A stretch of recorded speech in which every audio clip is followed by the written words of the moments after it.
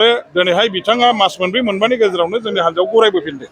एथ' गोरलै नङा बिपिएफखौ जोनोम होगिरि, बिटिसिखौ जोनोम होगिरि, बिटिसि सुक्ति खालामग्रा बेबायदि सासे नेताया दिनै नैबे टीमखौ बिपिएफखौ नागारनानै गुबुन हान्जायाव थांनानै खामानि मावहैनाया बिथांनि थाखाय खुनु दिन सम्भब नङा, असम्भब।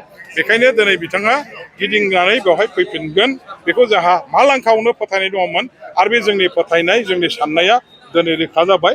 खाम्फा बरग'यारिनि बिपिएफ हान्जायाव गिदिंबोफिननायखौ जोङो गोरबो गोसोजों माने बिथांखौ रंजा खुसियै जों बजबनानै लाबाय आरो बिथांखौ दलखौ गोख्रों खालामनो थाखाय जाहाथे खामानि मावनो लिडारशिपखौ होयो। माने सिगाङाव जेरैहाय हाग्रामा महिलारिखौ सहाय खालामनानै दल आरो सरकारखौ गोख्रोङै सालायनायाव मदद खालामदोंमोन, बेबायदि जाहाथे मदद खालामो बेखौ जोङो आसा थिबाय आरो बिथांखौबो जोङो बरायनानै लाबाय।